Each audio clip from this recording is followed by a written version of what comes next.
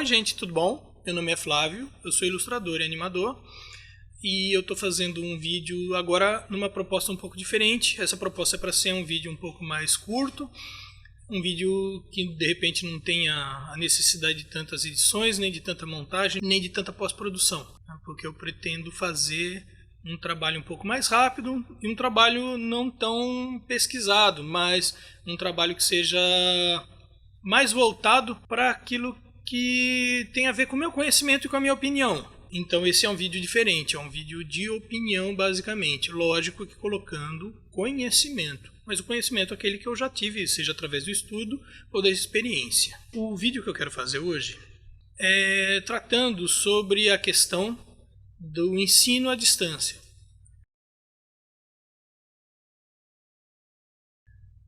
Principalmente o ensino à distância na universidade pública. Por que eu estou fazendo esse tema hoje? Porque é uma coisa que eu estou passando atualmente. É uma experiência devido à pandemia, que na universidade que eu estudo, a gente está de quarentena. E nós percebemos, não apenas com relação ao pessoal da universidade, mas como atualmente eu estou fazendo o curso de pedagogia, a gente tem muito contato com professores tanto da rede municipal quanto estadual, até do ensino particular. Muitos professores, muita gente inclusive que é da parte administrativa.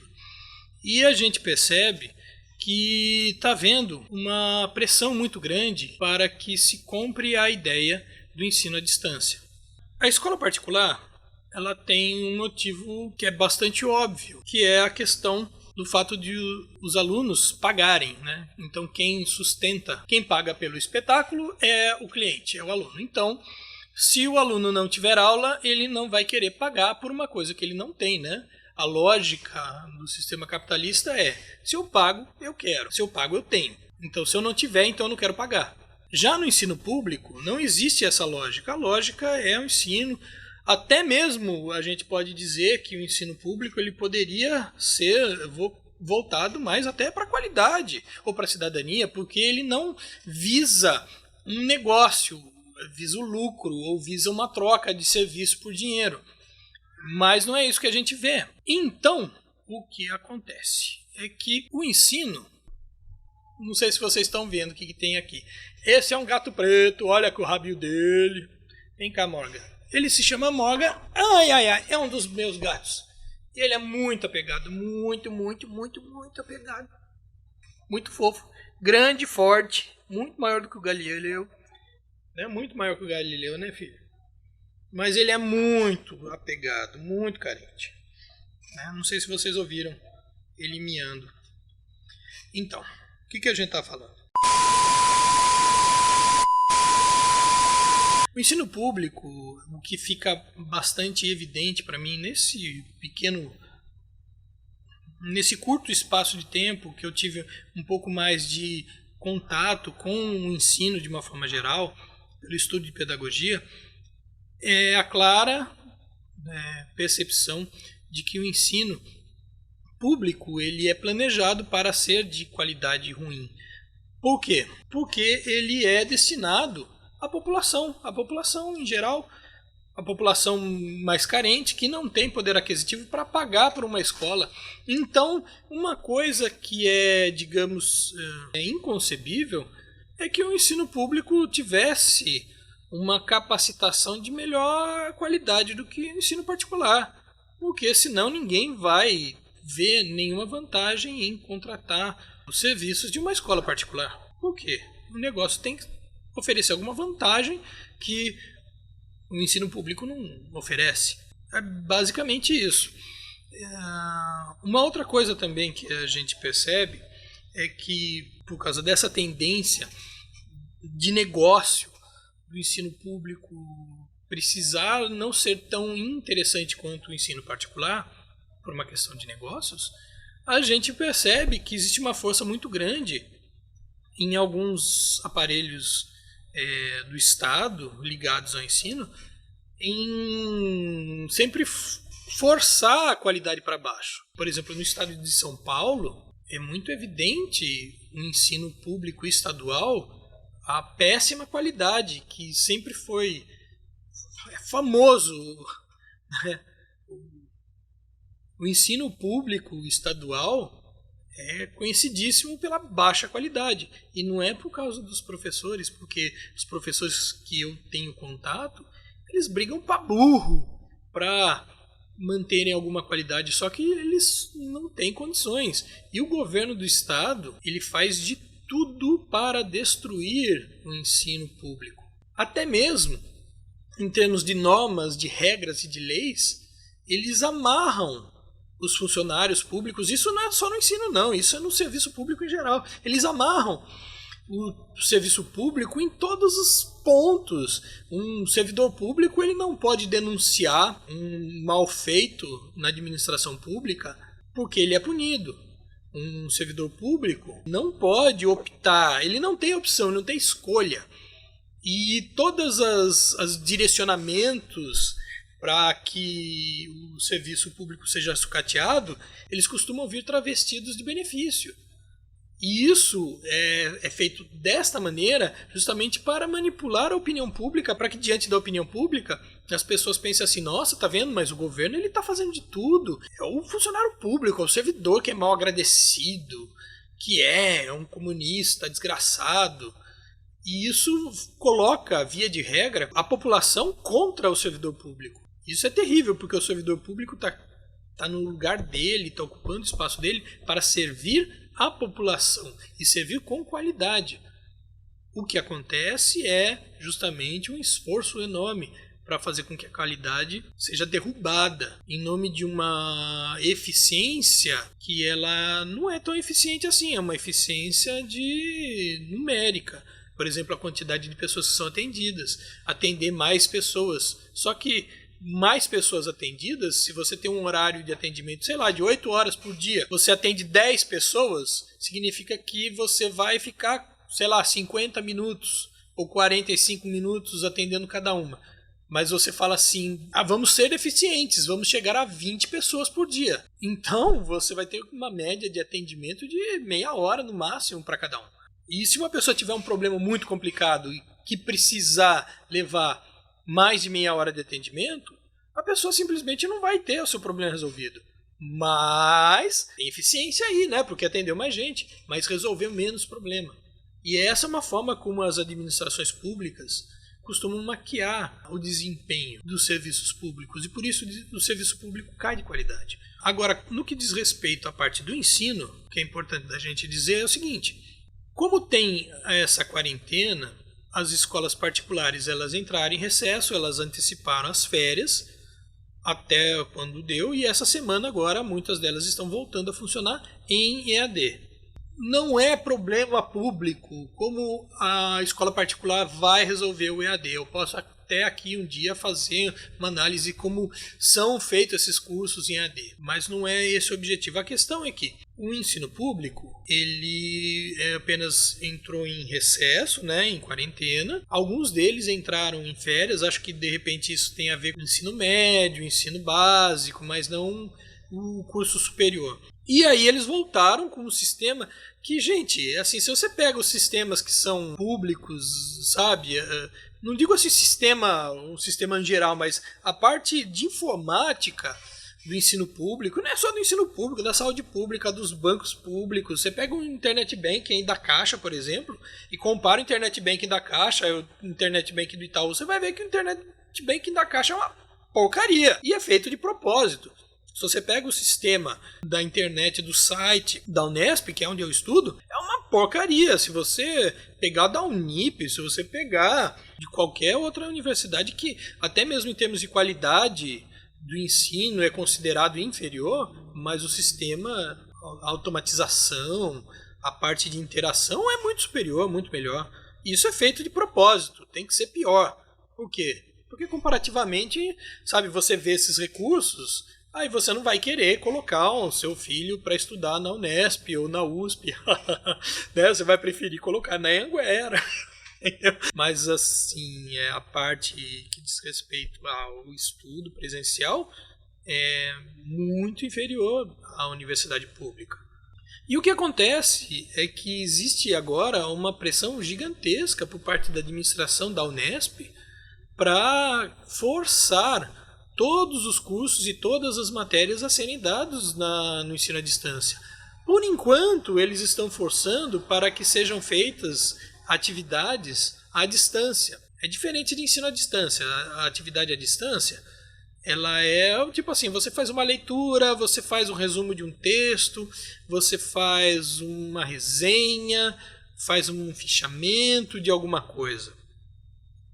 Só que você perde muita coisa com esse tipo de atividade à distância. Primeiro você não tem a aula, né? Que já é complicado. E a aula à distância já cai de qualidade muito com relação à aula presencial. Por quê? Porque a aula presencial ela tem uma interação automática. E não é do aluno, um aluno que está do outro lado da tela falando com um professor. De repente, numa sala virtual que tem 40, 50, 90, sei lá quantos alunos tem. Numa sala, você está ali ao vivo com todos os alunos ao mesmo tempo, em tempo real, interagindo. E um aluno interagindo com o outro. Que isso tem um ganho e uma dinâmica, sabe? Impõe uma dinâmica social ali dentro da sala que nenhum curso à distância oferece. Sem contar que existe a capacidade de o professor e aluno ter um feedback, sabe, imediato. Você percebe, o professor percebe já a reação do aluno, ele já consegue ajustar aquilo que ele tinha planejado da aula e de repente ir adaptando, percebendo já nas reações dos alunos o que de repente eles querem, o que eles entendem. Sabe, a dinâmica é muito mais forte. Se você vai fazer uma coisa em AD, você não tem essa dinâmica, você não tem esse grau de interatividade. Você não consegue improvisar. E isso influencia muito na qualidade do ensino. Influencia gigantescamente na qualidade do ensino. Mas a questão não é essa. Porque se não é possível você fazer um ensino presencial, então você precisa preparar as condições para que haja o ensino à distância. Mas o que a gente começa a perceber é que não existe um preparo. E o que eu quero dizer sobre preparo não é apenas de equipamento, também é de equipamento, mas não é só de equipamento. Por quê? O professor, de repente, ele se vê obrigado a dar um ensino à distância, mas o computador é dele, a internet é dele, o microfone é dele, a câmera é dele, ele tem que pagar do bolso dele. Não é equipamento da escola. O cara que se vire. Isso está errado. Da mesma forma como o ensino à distância é um erro tremendo. Primeiro, se você contrata, se você entra no ensino à distância, você entende que você está assumindo o ônus de ter um equipamento bom, uma conexão boa e condições de estudar à distância. Mas se você entra, de repente, num ensino que é presencial, significa que você já fez uma escolha porque o ensino à distância não te é favorável, não é interessante para você. E aí, o que acontece é que você não tem condições físicas, e não é só de equipamento, porque você precisa ter um local adequado para você estudar, você precisa ter condições adequadas para você fazer leitura, para você fazer trabalho dentro da sua casa, sendo que dentro da sua casa você tem um monte de coisa para fazer o tempo todo, e você muitas vezes não consegue se isolar das coisas que estão acontecendo dentro de casa para você estudar ou para você fazer uma aula à distância. Eu já tive experiência que eu estava no meio de uma chamada e eu estava aqui porque eu trabalho com vídeo, não sei se vocês percebem, né? E eu estava fazendo, na verdade, uma renderização de uma outra coisa que não são esses vídeos e eu utilizei o celular. E o que aconteceu com o celular? Acabou a bateria e acabou a aula. Eu não tive mais como retomar a aula. Já teve caso de ter aula marcada que eu tinha coisa para fazer aqui e não pude participar da aula. Isso acontece, ó, um monte de gente. E isso atrapalha demais o resultado final do que você está fazendo como aluno. Imagina o professor também. Você acha que ele está dentro de casa, aí o filho, a filha chega, chama, acontece algum problema que ele tem que resolver e ele não pode resolver porque ele está plantado ali na frente do computador. Aqui, se acontecer alguma coisa, eu vou fazer, volto e depois eu edito, eu corto. Mas ao vivo, você não consegue esse tipo de coisa. Entendeu? É esse que é o problema. E aí o que a gente percebe é que existe toda uma maquiagem. Eu entendo que o objetivo dessa maquiagem é influenciar a opinião pública para que demonstre uma má vontade de alunos e professores com relação ao ensino à distância e uma boa vontade com relação à administração pública. Só que muita dessa boa vontade ela é falsificada. Por exemplo, eles fizeram uma pesquisa para os alunos. Isso aqui na universidade, tá? Que eles queriam que os alunos respondessem ali a pesquisa. Quem tem acesso à internet, quem tem acesso à internet de qualidade, quem gostaria de fazer suas atividades à distância, quem aceitaria estudar à distância. E aí, o que aconteceu é que teve pouca resposta do universo geral dos alunos e a maioria dizia que tinha internet. Por quê? Porque a pesquisa era pela internet. Não, o que acontece? Isso demonstra uma certa boa vontade da administração, né? Eu quero ouvir a opinião dos alunos, mas os alunos não respondem. Mas como é que você quer que o aluno responda se o aluno não tem acesso à internet? Você faz um formulário de pesquisa pela internet, querendo saber se ele tem acesso à internet, e aí você vê também que o resultado é a maioria diz que tem acesso à internet. Lógico, quem não tem acesso não pode responder à pesquisa. E justo isso para forçar as pessoas a terem um ensino à distância. Aí eles forçam os professores, porque eles forçam todo o sistema a não aceitar qualquer opção que não seja o ensino à distância. Ou você faz o ensino à distância, ou você vai ser punido. Seja aluno, seja professor, seja qualquer pessoa ligada ao ensino público. Você vê, por exemplo, os professores, se eles têm que preencher ali que eles querem fazer o ensino à distância, eles têm que dar um jeitinho, né, de fazer atividade à distância, porque se eles demonstrarem nos registros que eles não aceitam fazer isso, eles são punidos, eles não recebem salário, caramba, 4. Se for então o professor bolsista, pior ainda, porque se ele não tiver registro de atividade, aí que ele não recebe mesmo. E aí o que acontece é que da parte administrativa não se pode cancelar o semestre e não se pode anular o semestre. Cancela o semestre, a gente já está no mês de maio. Você acha que tem condições da gente fazer o primeiro semestre de 2020? A gente já está chegando no final do semestre de 2020. E eles não permitem, pelo sistema e pela legislação e pelas normas. É proibido, você não tem a opção de cancelar o semestre. Aí o que acontece? Se você ficar enrolando, você vai ter que dar um jeito. Você vai ter que fazer, de repente, o segundo semestre junto com o primeiro semestre ao mesmo tempo. Você vai ter que diminuir o número de horas de aula. Você vai ter que diminuir a quantidade de matéria. Ou seja, você vai piorar a qualidade do ensino. E você coloca como se fosse a responsabilidade dos professores e dos alunos. Ah, vocês estão sendo punidos porque vocês tiveram uma vontade. Só que tudo que um professor responsável quer e tudo que um aluno responsável quer é ensino de qualidade. Cancela o semestre, aí se a situação estiver boa no segundo semestre, a gente faz o primeiro semestre no segundo semestre e a gente adia um semestre. Até todo mundo se formar, não tem problema, porque o mundo está sendo adiado em um semestre. Pelo menos em um semestre. A gente não sabe se de repente essa pandemia vai fazer com que o ano de 2020 seja totalmente cancelado. Totalmente cancelado, e as pessoas não querem. Só que o poder público, isso de uma forma geral, ele tem a obrigação de oferecer para as pessoas e também para as empresas, principalmente as pequenas, toda a condição dela sobreviver enquanto todo mundo precisa ficar em casa, se protegendo para não contrair uma doença que é altamente contagiosa. Não é uma gripezinha.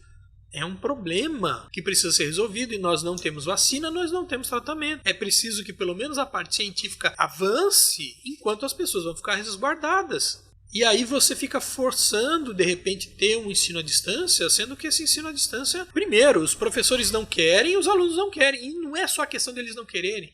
Muita gente não tem acesso à internet. Não é só a questão de você ter internet ou não. Para você, como aluno, ter condições, você precisa ter internet boa, você precisa ter um equipamento bom, porque estudar pelo celular é uma bosta. O celular é uma coisinha desse tamanhinho. Olha só, gente, o meu celular é mais ou menos o tamanho de todo celular que tem por aí. É isso aqui, ó. É uma coisa pequena. Você vai ler texto aqui, você vai escrever, você vai ficar digitando coisa, fazendo trabalho acadêmico, com formatação acadêmica num celular. Ah, gente, pelo amor de Deus, como que você vai fazer isso? Só uma pessoa que nunca fez um trabalho acadêmico acha que é fácil fazer texto acadêmico com pesquisa, com um monte de coisa no celular. Aí o que acontece? Você precisa ter equipamento e você precisa ter condições materiais dentro da tua casa para você estudar. Se você não tiver nada disso, nada feito. E a maior parte das pessoas não tem. Às vezes tem até internet, mas não tem. Às vezes não tem um celular tão bom. Nem o celular é tão bom. E mesmo com um celular bom não dá para você fazer com a mesma facilidade que você teria se você tivesse um computador. E aí nem todo mundo hoje em dia tem computador. A maioria tem celular, mas não tem computador.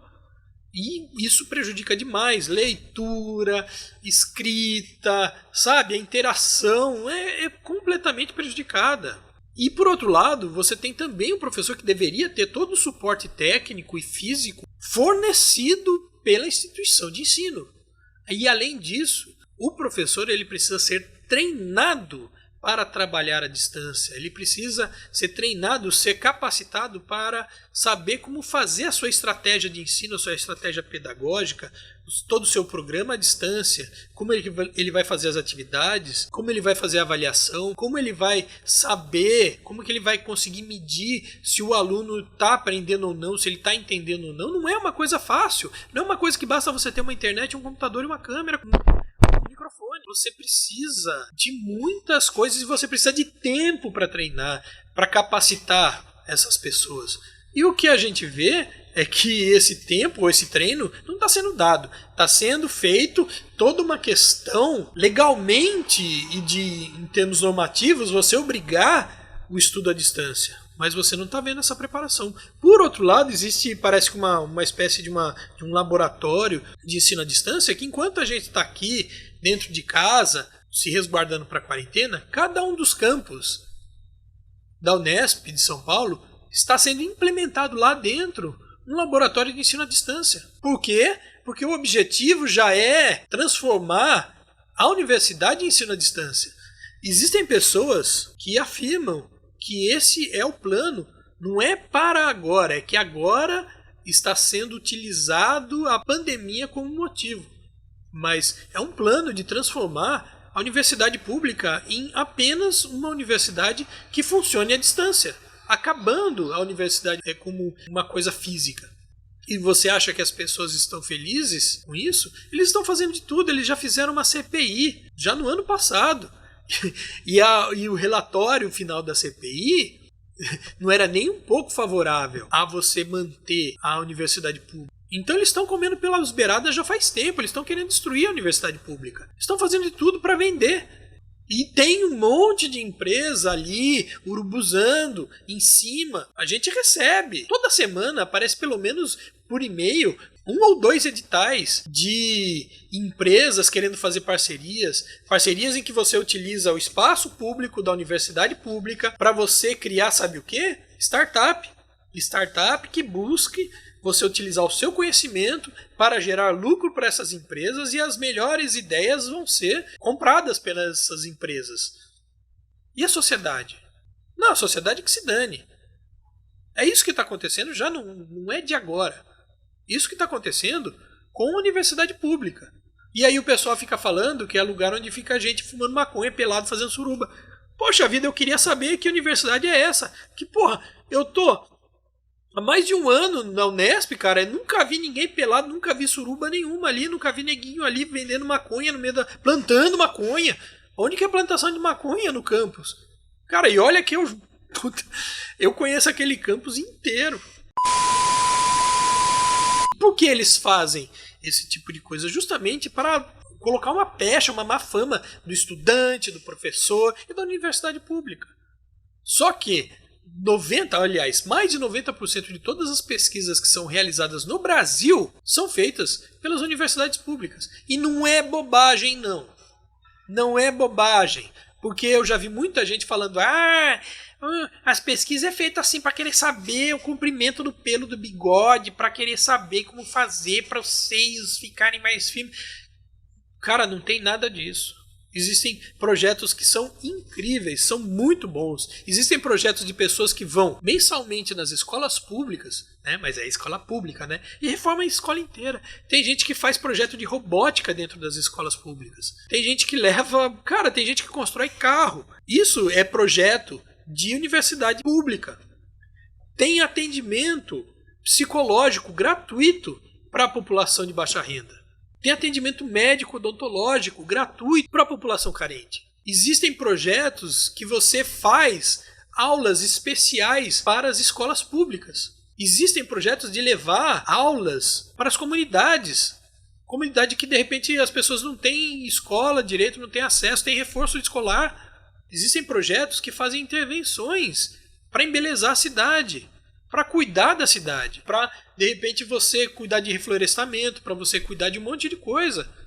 Eles cuidam da comunidade, eles cuidam do que é público. Só que a gente não vê esse tipo de coisa sendo dita por aí. E aí o pessoal acha que é um lugar onde o pessoal fica ali fumando maconha. E isso faz com que a opinião pública fale assim, não, deixa, esse pessoal é um bando de maconheiro mesmo, não quer saber de nada. Dane-se que seja ensino à distância. Só que agora me diz uma coisa, como que você quer que você tenha esses projetos onde você vai levar ensino de robótica, você vai reformar escolas, você vai reformar aparelhos públicos, você vai cuidar do que é público, se você tem só ensino à distância?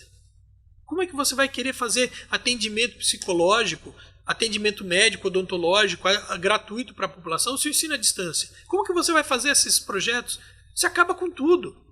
E é isso que precisa ser levado em consideração. E é por isso que eu estou fazendo esse vídeo. Porque existe uma importância muito grande da universidade pública, ela ser pública e ela ser presencial. Ela existir dentro de espaço físico. Agora, tem esse problema da pandemia? Tem, mas é preciso reformar como vai ser esse espaço para que ele ofereça proteção para os alunos e professores. Não acabar com o espaço público. É muito fácil, acaba com o espaço público. Faz tudo pela internet.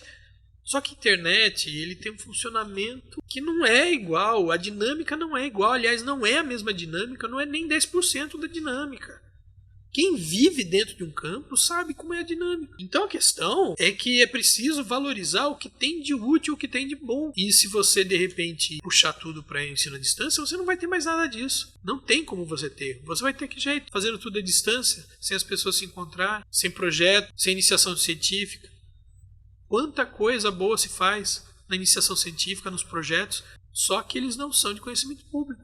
E ninguém, eu não vejo nenhum canal de televisão, de repente, entrar dentro de uma universidade para querer pesquisar, para descobrir quais são os projetos que tem na universidade. E quando tem, é igual lá, o Globo Ciência, que é domingo, 6 horas da manhã.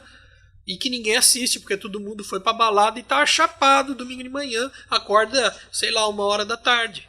E eu tô fazendo esse vídeo para que, nem que seja 5, 6 pessoas vejam esse vídeo, mas que pelo menos fique registrado a preocupação e tenha algum argumento contra esse movimento. Não é argumento para a gente sair de casa, para a economia voltar a vender, a ganhar dinheiro. É um movimento de preservar a qualidade do ensino. Porque o ensino particular, ele, em termos de qualidade, ele não faz nada disso, tá bom? Bom, espero que vocês curtam esse vídeo. Se vocês curtirem, dê o seu joinha. Se vocês acharem que eu devo fazer coisas assim, escrevam aí, deixem o seu comentário. Se vocês acham que o canal tá legal, também curta o canal, né? Badala aí o sininho. Né? Se vocês de repente quiserem ajudar esse pobre coitado que é artista e está estudando para ser professor, ou seja, vou ser duplamente amaldiçoado neste mundo. Então, se você quiser ajudar, entra lá na minha lojinha do Colab. Compra ali alguma coisa, tem camiseta, tem bolsa, tem meia. Meia, tem as duas meias, dos dois pés, tá bom, gente? Que é pra ninguém ficar passando frio num pé só. Tá, mas não vai passar frio em pé nenhum, tá bom? E aí, cara, entre aqui, ó. Aqui eu, né, tem as mídias sociais, me sigam. E a gente se vê, né? Até a próxima. Tchau, tchau.